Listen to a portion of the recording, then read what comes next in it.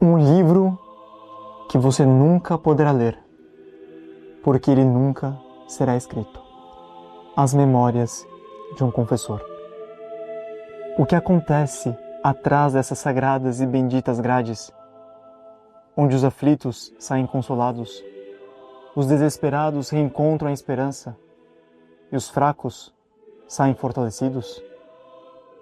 Onde todos aqueles que talvez sejam possuidores de uma pena eterna saem inteiramente perdoados?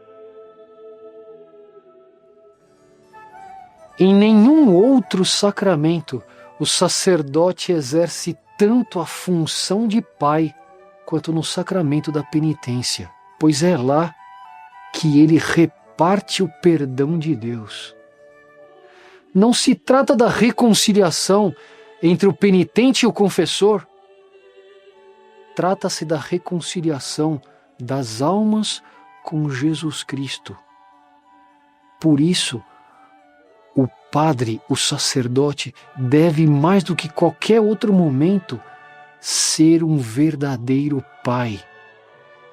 Como o pai do filho pródigo, vê o filho à distância, já se alegra em vê-lo.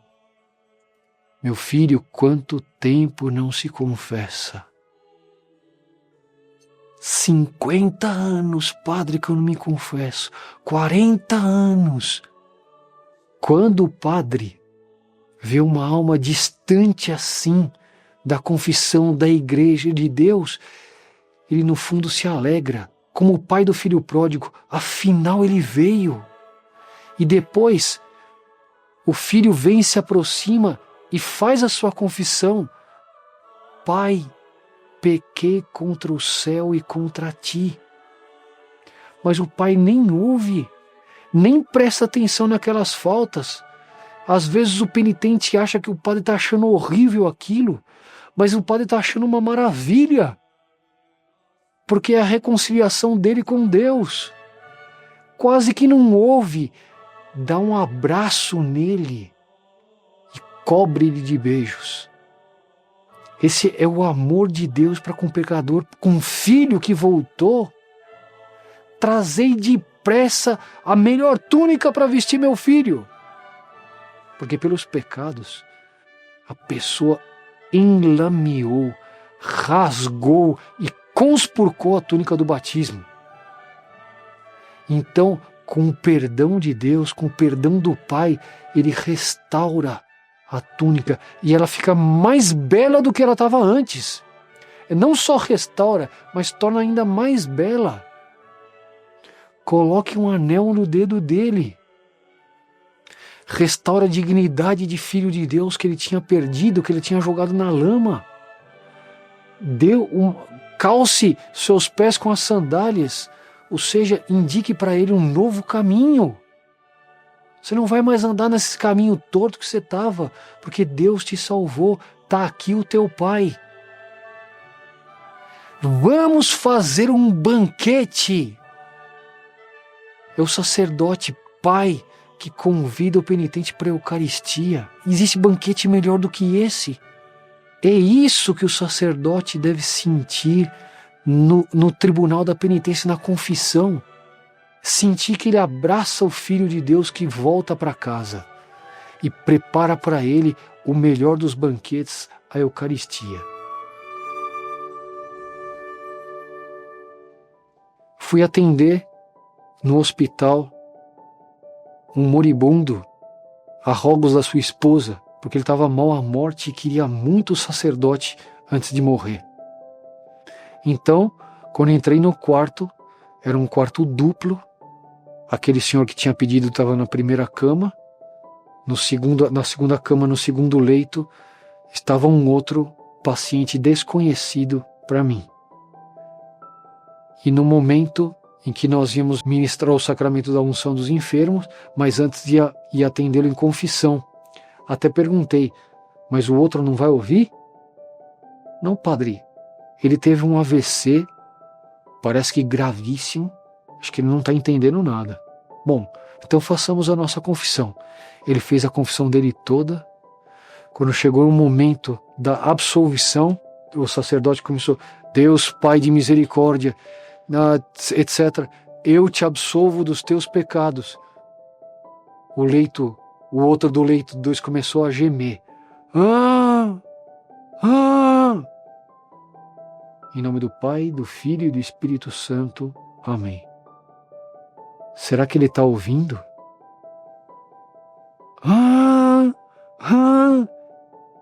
Ele começou a gemer. Eu acho que eu vou dar absolvição para ele também. E aí o outro enfermo diz: Padre, ele já chegou aqui há mais de uma semana, mas nenhum parente veio visitar ele. Não apareceu aqui qualquer pessoa, senão os médicos, para visitá-lo. Eu não sei se ele é católico, mas acho que ele está querendo absolvição. Bom, vamos tentar. Quando me aproximo do outro leito, digo no ouvido dele: Filho, confiança. Sou um ministro de Jesus Cristo, sacerdote da Igreja Católica. Eu vim aqui para trazer o perdão para todos os seus pecados. Coragem! Deus não abandona ninguém. Nessa hora, eu vi os olhos dele encherem-se de lágrimas. Meu Deus, ele está entendendo. Ele está ouvindo. Nesse momento eu não tive dúvida. Ali o arrependimento já estava notório. Dei a absolvição para ele e pensei o seguinte: nenhum parente veio visitá-lo. Nem o pai, nem a mãe, nem os irmãos. Mas Deus foi. Deus não esqueceu dele. Me lembrei daquele salmo. Pode a mãe esquecer o seu filhinho pequeno e não ter pena do fruto das tuas entranhas? Pois bem, se ela te esquecer, eu não me esquecerei de ti. Portanto, tenhamos essa confiança, mais do que confiança, essa certeza. Meu Pai, meu Deus, não me abandonará jamais. O confessor, ele precisa ser médico. É um dos atributos e é um dos requerimentos do sacerdote ao atender confissão, é justamente ele se comportar como médico também.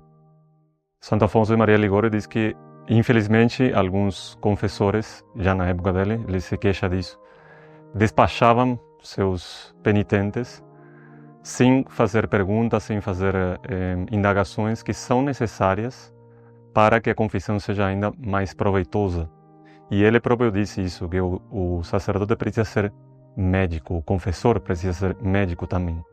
Em que sentido médico? Porque o bom sacerdote, o bom confessor, para realmente ajudar seu penitente, não simplesmente dar uma absolvição e mandá-lo embora, ele, para realmente ajudar, ele precisa descobrir qual é a doença, qual é a enfermidade que o penitente tem.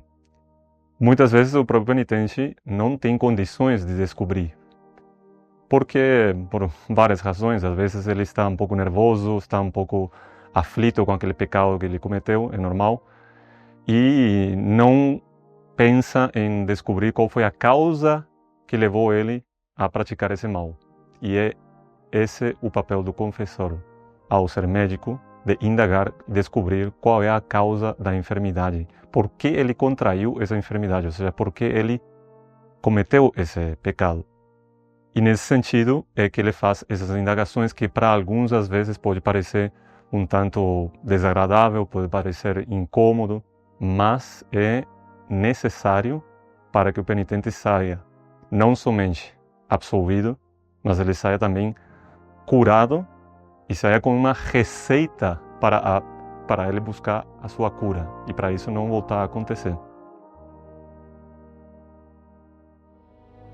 Quando a gente vai confessar um pecado, a gente logo imagina qual seria, e isso é coisa que o demônio faz muitas vezes para atrapalhar a confissão, para induzir que o penitente não se confesse. ele começa a pensar, nossa, o que o padre vai pensar de mim? O que o sacerdote vai me falar? Qual vai ser a penitência que vai me impor? E na realidade, quando o sacerdote senta para confessar, há uma graça pela qual ele é realmente assumido por nosso Senhor Jesus Cristo. Aliás, nesse momento ele é um instrumento de nosso Senhor Jesus Cristo para operar um dos maiores milagres da face da terra, que é o milagre de perdoar pecados. Uma das graças que mais me tocou a fundo é que numa dessas confissões, não vou dizer obviamente onde, quando, mas o penitente veio com uma lista de pecados bastante puxada.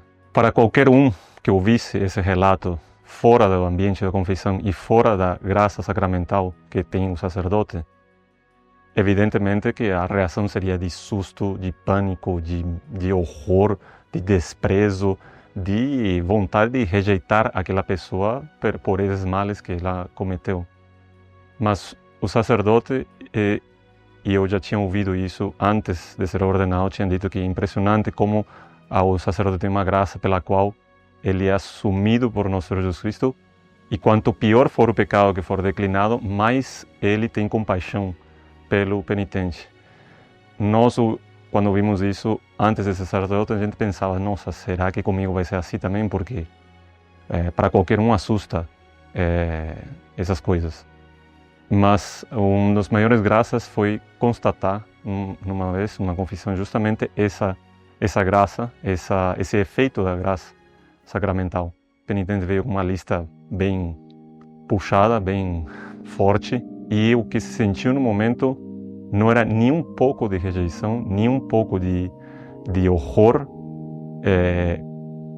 para com o pecador. Sim, para com o pecado cometido, evidentemente tem que ter toda espécie de horror, mas não para com o pecador, porque nesse momento o pecador está ali justamente à procura de uma solução, à procura de um perdão. E a gente nós sentirmos, enquanto confessores, que estamos sendo objeto desse amor de nosso Senhor Jesus Cristo misericordioso, que perdoa qualquer coisa.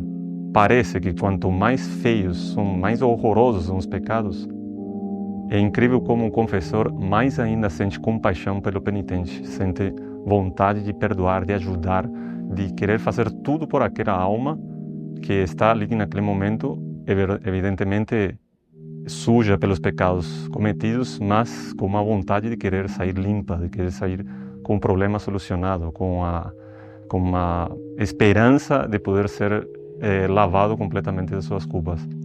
E é essa graça, justamente sentir esse amor misericordioso de nosso Senhor Jesus Cristo que passa pelo sacerdote. É inegável que é um amor que nosso Senhor Jesus Cristo infunde num sacerdote para que seja transmitido ao penitente. E não há pecado, não há falha, não há falta mais puxada, mais feia, mais horrorosa, pela qual o sacerdote não sinta uma vontade muito grande de perdoar, de absolver, de fazer com que o penitente saia do outro lado e saia dessa crise, saia dessa situação.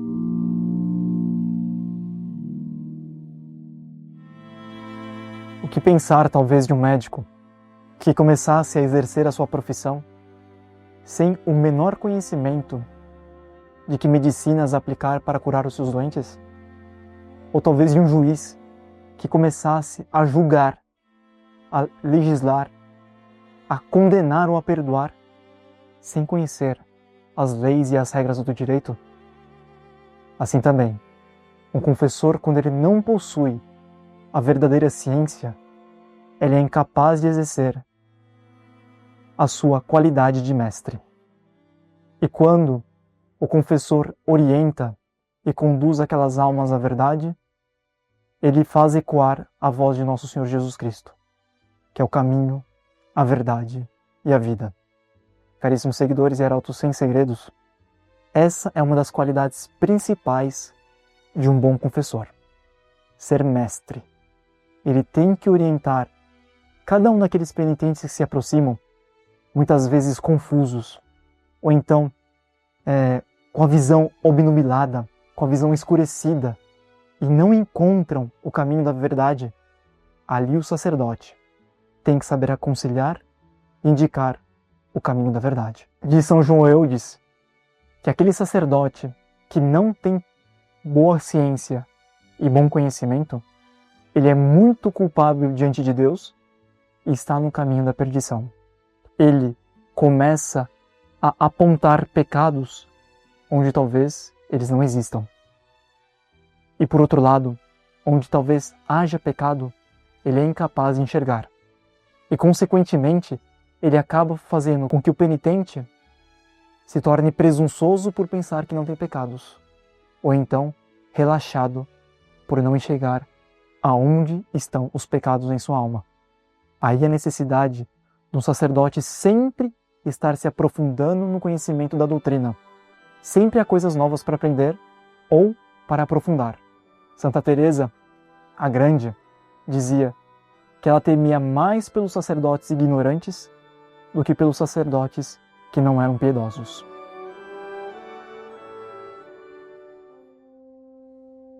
Dentre os atributos que deve apresentar o confessor, que são 4, juiz, médico, pai e mestre, os 2 principais são o de juiz e o de médico.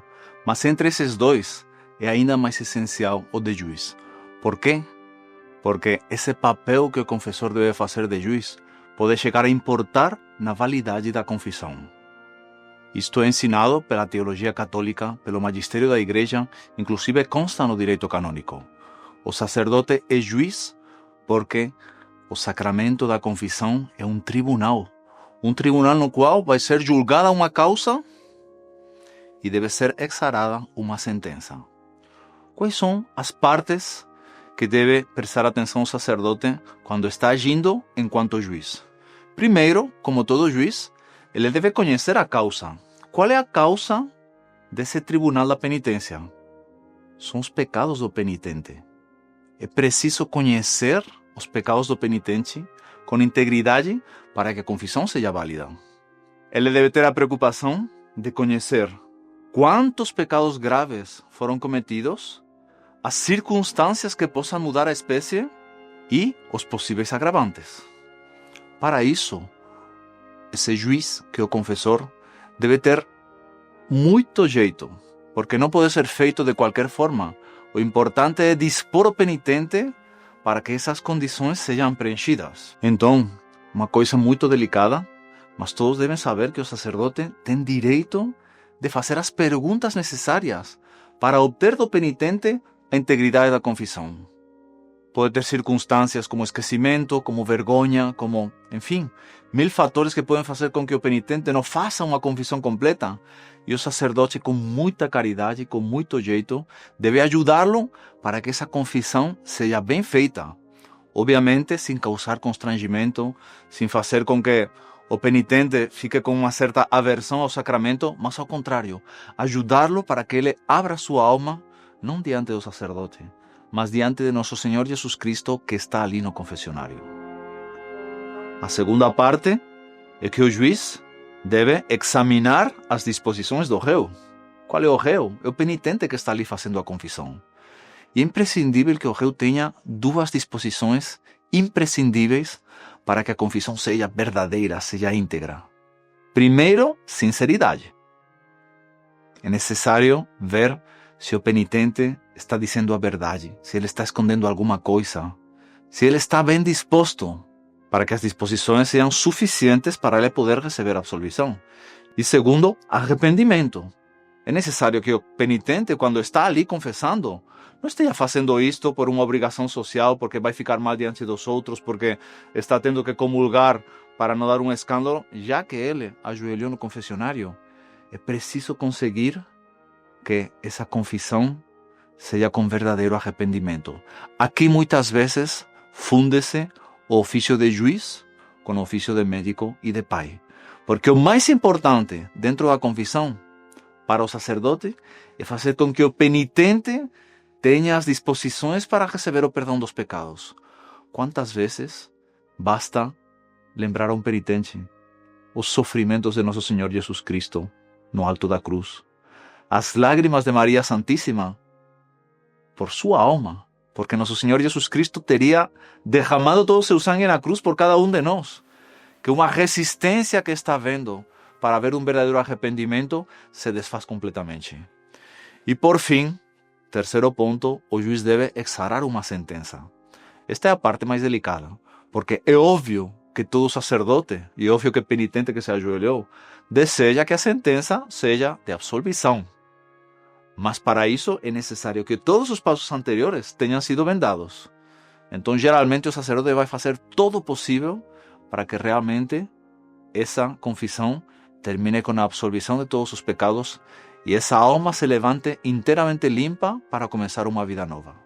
Não esqueçamos que o fato de uma alma que se ajoelhou em pecado mortal receber a absolvição no confessionário e levantar-se na graça de Deus é um milagre maior do que isto era ensinado por um grande teólogo, Padre Antônio Royo Marín, e nosso fundador, Monsenhor John, guardou esse exemplo e tantas vezes repetiu para nós. Imaginemos que toda a humanidade estivesse numa linha e a todos fosse cortado a mão direita. Se alguém chegasse e passasse colocando todas essas mãos direitas nos milhões de pessoas que estavam ali sem mão, é um milagre muito menor do que essa pessoa que se ajoelhou em estado de pecado mortal e se levantou na graça de Deus por causa da absolvição sacramental. Essa é a sentença que o juiz deve dar. O penitente está bem disposto, ele com toda a alegria da sua alma, ainda que tenham sido declarados os piores crimes, se há arrependimento, se há sinceridade, essa sentença vai ser exarada e a pessoa se levantará inteiramente livre dos crimes com os quais tinha se ajoelhado. É uma experiência muito bonita para um confessor quando vê como durante esse processo, esse julgamento, que é uma confissão, uma única confissão, um verdadeiro julgamento, às vezes há uma ação da graça que vai fazendo evoluir as disposições do penitente, de como elas estavam no início até chegar ao fim da confissão. Às vezes a pessoa pode ter se ajoelhado com a vergonha de ter cometido um pecado e não ter vontade de confessá-lo por mil razões, ou às vezes com um peso de consciência que se alastrava durante anos, mas quando se faz o papel de juiz, combinado com esse papel de médico e de pai, a graça vai modelando aquela alma naquele momento. Aquela alma vai se abrindo e em certo momento sai aquilo que estava preso. É sensível através da grade como a pessoa se sente libertada de um peso que a oprimia, às vezes durante longos anos. E não falha. É dizer para a pessoa, depois que ela realmente fez aquela declaração íntegra dos pecados: você não sente que saiu um peso das suas costas? Todos dizem sim, assim aliviados. ¿Por quê? Porque era realmente aquela situação que se alastrava e que a pessoa não tinha, por algum motivo, por alguma situação passada, a confiança para depor isso aos pés da cruz de Nosso Senhor Jesus Cristo, recebendo a absolvição no confessionário, e quando sai, é aquele alívio.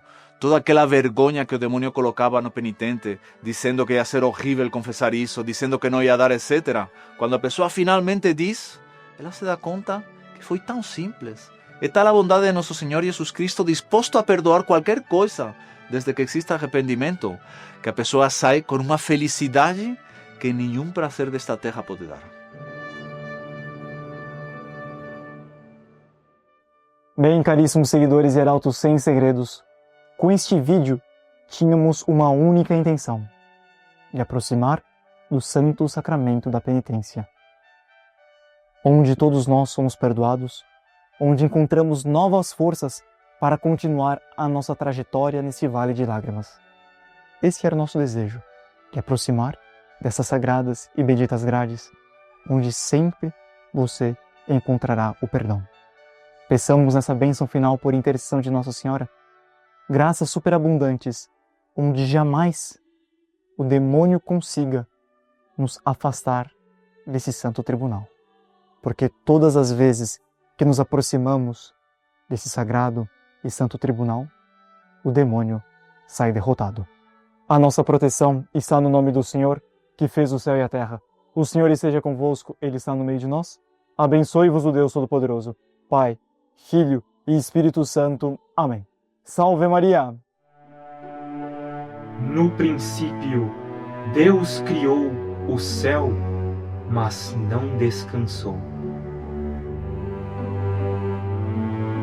Criou a terra e não descansou. criou o sol, a lua e as estrelas, e nem sequer descansou. Então, Deus criou o homem, e nesse momento descansou, pois tivera um ser a quem perdoar os pecados.